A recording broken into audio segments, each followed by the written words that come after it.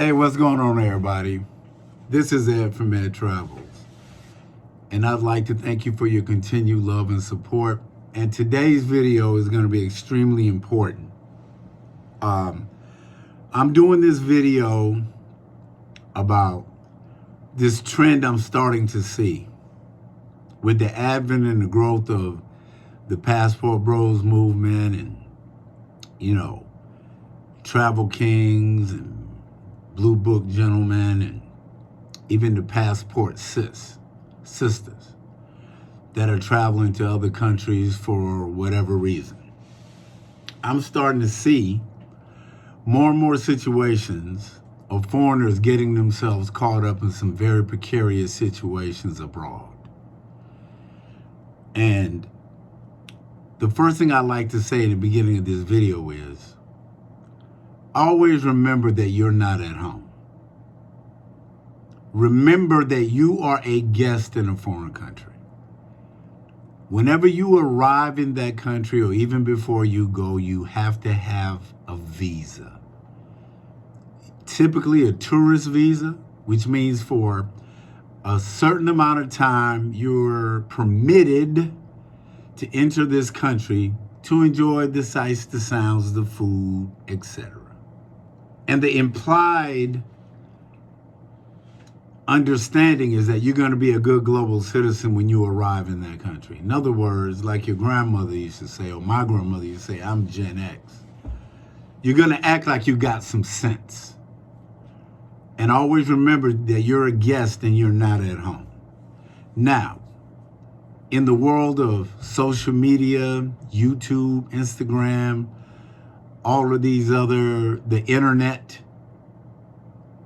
people see situations like the sassy truck driver in Dubai, the young lady that got herself detained and called up for basically running her mouth and being disrespectful to someone in Dubai, the young lady in Italy who was told not to bring food into the hotel, but then she told her, well, I'm gonna do what I want to do anyway. In fact, in the video, she said, once you tell me not to do it, that's gonna make me want to do it even more. So basically, screw you, screw your country, screw your hotel, screw your rules, I'm gonna do what I want to do. And she ended up getting hands put on her by an Italian woman. And then there's this video that I saw about the young lady in Bulgaria on the train with her dog that almost got beat down by some Bulgarian guys, called the police. The police took her to the police station.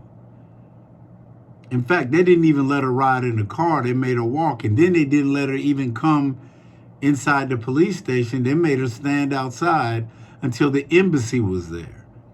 And on that note, I want to explain something to you about the embassy, the U.S. Embassy in whatever country you're in. I've lived here in Siem Reap, Cambodia for 6 years. Don't think the U.S. Embassy is going to come save you because of your bad choices. If there's a medical emergency, if you lose your passport, something like that, they're more than helpful.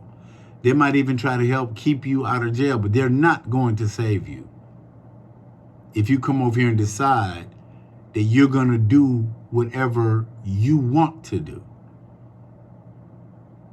And I want to make it clear that this is not bashing passport sisters, but I see it happening more with our beautiful young ladies. Because first of all, you fail to realize that you're the most protected in the U.S. You're allowed to mouth off, knowing in the back of your mind that 9 times out of 10, a man is not going to put his hands on you. So you can say whatever you want, and there are not going to be any repercussions. That's not the case when you're traveling. Trust me. That's not the case. The woman in Bulgaria was told, look, you're on here with this big-ass German Shepherd dog, and we need you to go stand in the back of the train because these people up here are not comfortable with it. And she took it upon herself to go find another seat get into it with a Bulgarian dude. Then he said, look, I'm going to put hands on you. She maced him. Well, according to her story, he spat on her and then she maced him. And then there were other Bulgarian men that got in. She called the police. The police hung up on her and said, what you want us to do? And finally, when the police came, everybody on the train, including the women's cart that she decided to run into, they told her, no, get up out of here with that. We heard the conductor told you to take your dog to the back and you didn't do it. And then when a Bulgarian local was interviewed, she said, well, that's the rules in Bulgaria. If you've got a small dog, then they have to ask everybody in the train, does everybody feel comfortable? And if one person says no, then you got to go in the back, let alone a huge police dog German Shepherd. All of that could have been avoided by A, leaving the dog with a dog sitter, or 2, just doing what the man asked you to do. Do what the security guard or the conductor asked you to do. And that was go to the back and save the lips, save the mouth, save the you not going to tell me what to do, blah, blah, blah. And you see how it turned out.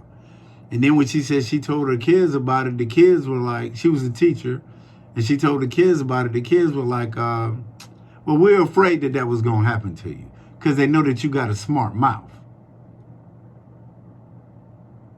And I'm going to keep it 100. I'm going to bring smoke to the brothers, too. I spent about 4 months down in Medellin, Colombia. And everybody knows that right now when Medellin is hot.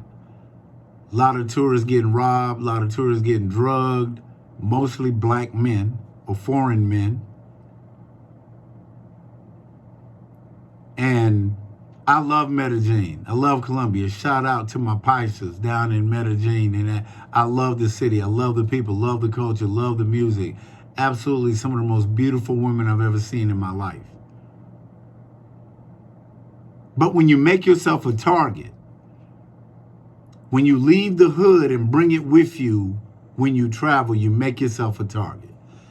I'm 53 years old, so, you know, I guess some of them consider that I'm an OG. And I sat there and told them young dudes, look, man, throwing up the little 2,000 peso bills at the strip club, walking around with your gold chains and your rings and your fancy watches and, you know, your LA, New York, your White Sox hats, whatever it is on backwards, and, you know, you thugged out and you doing this and you doing that, you're making yourself a target. Now, whether you like that or not, that's on you. I'm just simply telling you that after 25 years of travel, that is the last thing you want to do. When I was in the military, I remember going to Germany in 1989. I'm dating myself.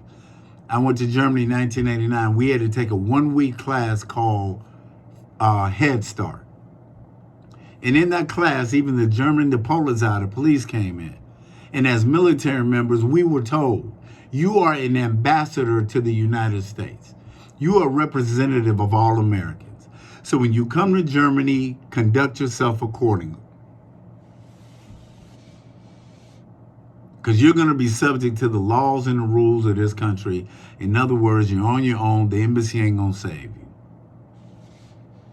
So that has carried on into my life whenever I go to that country. And as I start to land this ship, this plane, I'm going to sit back and tell you this. I've lived here in Cambodia among the Khmer culture for 6 years.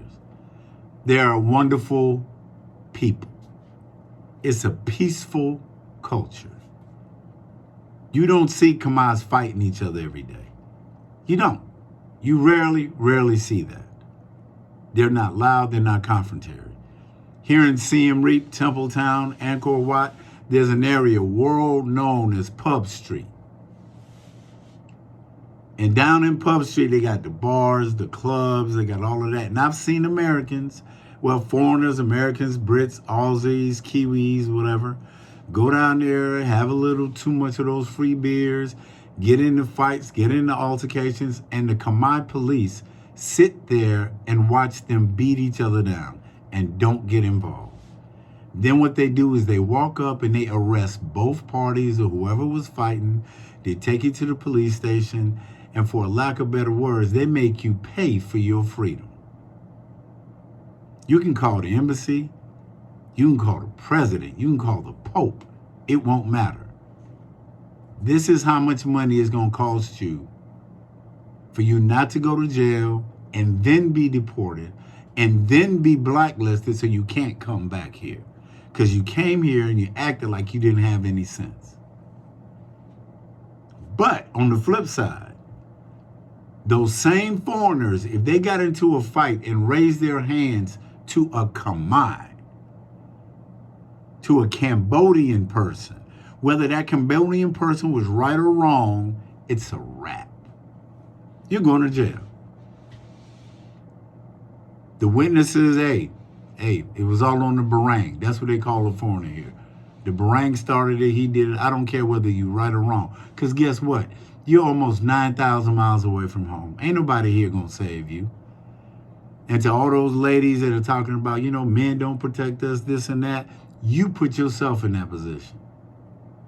And if you come into a country where there's a patriarchal structure, where women don't talk to men like that, especially in public, the best thing for you to do is shut the F up and just walk away from the situation. Getting loud, getting cute, getting sassy is not going to work out well for you. I personally don't care if you travel. I'm not trying to tell people not to travel. I don't care whether you're black, white, male, or female. All I'm saying is I'm trying to share some experience, strength, and knowledge with you. Whether it's in Southeast Asia, Europe, South America, regardless of where you go. Do not make a spectacle of yourself. Whether you're right or wrong, sometimes it's better just to shut up and move on, because you're not going to win that battle. Trust me. And if you don't believe me, go do it, and you'll be the latest graduate of the F around and find out university. So at the end of the day, you're a guest in that country. Act accordingly. Be a good global citizen. This is Ed from EDTRAVELS. Thank you for the love and support. Please hit the like, like the video, subscribe to the channel, the bell icon so you can be notified. I'm coming out with some I believe is quality content about traveling, not only to Southeast Asia, but travel in general as more and more people are traveling. And again, this is Ed from EDTRAVELS, airborne all the way. I love you. There's nothing you can do about it. Peace.